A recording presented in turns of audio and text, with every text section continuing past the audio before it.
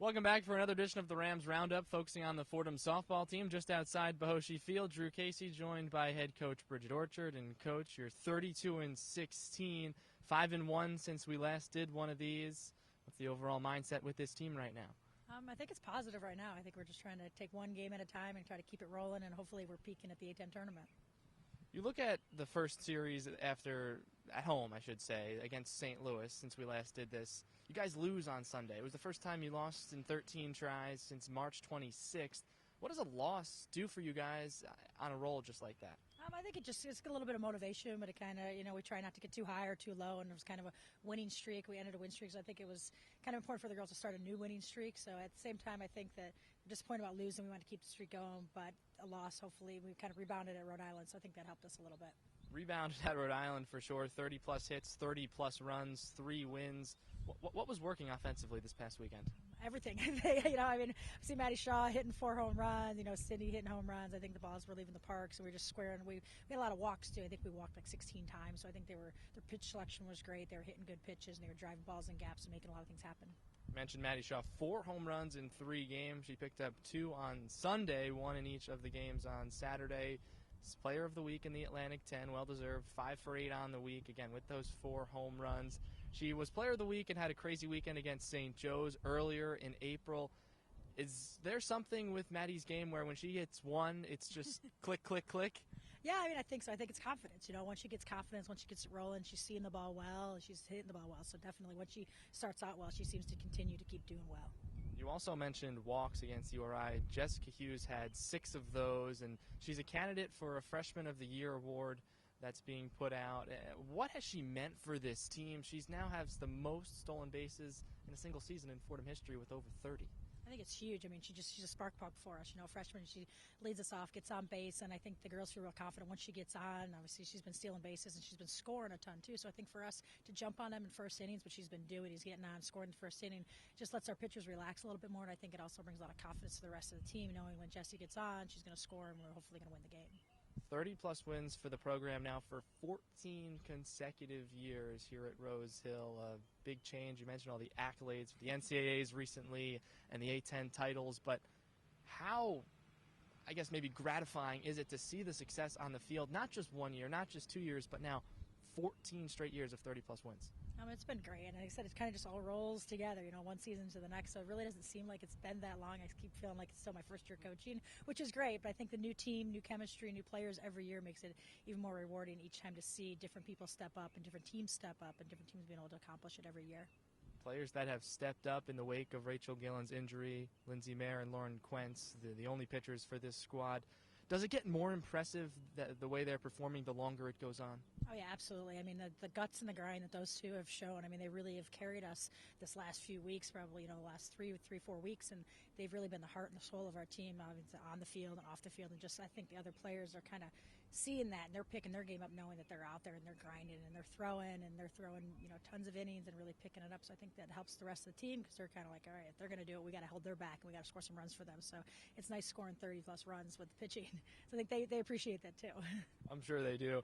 Second straight weekend you're going to be on the road. You got URI last weekend and then Dayton coming up this weekend, a team that you're ahead of in the standings but only marginally by fractions. Same number of losses. Dayton tied a game, played a few less. So essentially this comes down to most likely first place in the seeding headed into the A10 tournament in about 2 weeks down in D.C., or 3 weeks I should say. How important are these games this weekend? They're very important. For momentum, for seeding, obviously for the regular season championship. So they're important, but at the same time, we're still trying to take it one game at a time. And our biggest goal, and the girls always focus on the A10 conference tournament, the regular season champions doesn't really do anything for you other than seeding. If you're the one or the two, basically is the same. Obviously, we'd like to win the championship, but I think our girls' mentality is long-term, big picture, trying to win that conference tournament. So this weekend it'll be interesting because obviously we need the games, we want the games, we want to win, but at the long term, we kind of got to look at it, the A10 tournament. Talk about the mentality here with the last question. Guys, A10 title after A10 title these last couple of years. Have you had to refocus the group down the stretch in years past before that A10 tournament finally gets here? Yeah, I think every year it's a different challenge, it's a different thing, but it's really not getting too high and not getting too low. And this team it's been a roller coaster ride. We've had a lot of different adversity this year. I mean, every year you have different adversities, but I think this team has probably battled the most adversity with the limited number of players, and we're down to 14 players now. Our number one pitcher, one of our better hitters getting hurt. So I think all these things being thrown at us has allowed them to kind of step up and do that. But I think fighting through the adversity, getting to the A10 tournament, and then winning it is something that these girls have really focused on. Coach, thanks so much. Best of luck against Dayton, and we'll check in soon. Great, thank you. Back here on the Rams Roundup, time for the player portion of this week's show. We just talked with Bridget Orchard, and now we're going to talk with the reigning Atlantic 10 Player of the Week, Madi Shaw. And let's start right there, Madi. 4 home runs, 5 for 8. Another day at the office. What was working so well? I think just this weekend, I was a lot more mentally strong at my bats. I know the weekend before wasn't my best weekend at the plate, so this week we really focused on a better mentality, like swinging at my pitches instead of swinging at pitchers' pitches. So I think that was really the biggest factor this weekend. You had some family in the house. It looked like about an hour or so away from where you're from in Massachusetts. How much fun was it to have some people there more than usual and then perform like that? Yeah, it's definitely great. It reminded me back of high school because my family's been so supportive of me during all my travel ball and high school and following me into college. So it was definitely very nice to have everyone there and to have the weekend that I did. The last time we put one of these together was 2 weeks ago. So before the St. Louis series, you guys won the first 2 games of that series, 13 in a row, hadn't lost since the end of March. Then you guys lose on Sunday to St. Louis 6-0. What does a loss on a streak like that do for a team? Does it sort of reinvigorate, refocus the team going forward? Is it almost good to lose a game?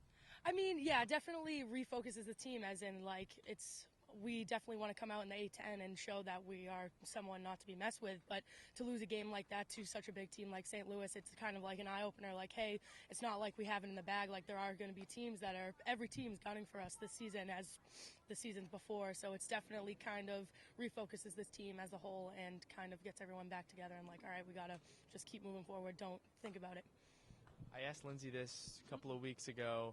It seems like with this team, somebody different steps up every series. Yourself this past weekend, Lindsay's done it a couple of times. Rachel when she was healthy, Sydney, Amy, Jess, everybody. It seems like it's not a thing where necessarily everybody's clicking on the same day, but somebody is clicking on the same day.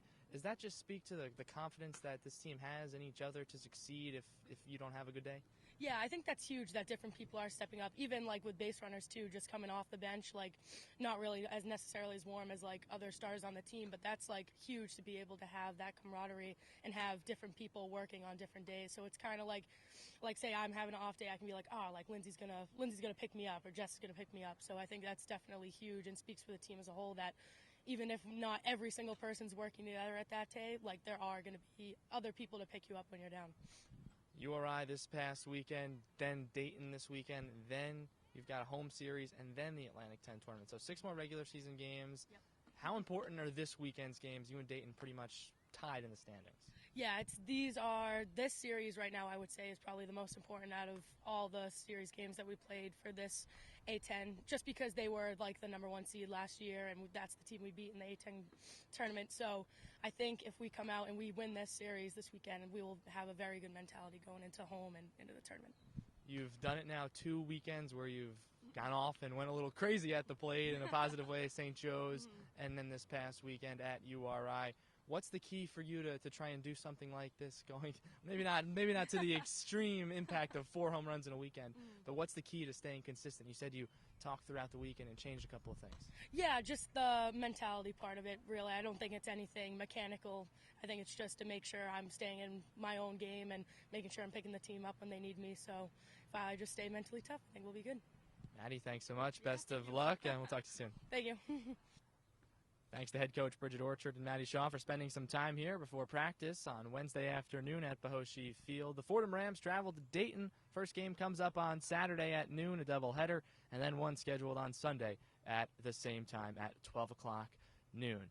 All coverage can be found on FordhamSports.com. The team returns home the following weekend for the home regular season finale before the Atlantic 10 tournament. Until next time, Drew Casey outside Bahoshy Field, the Ram Roundup for WFUV Sports.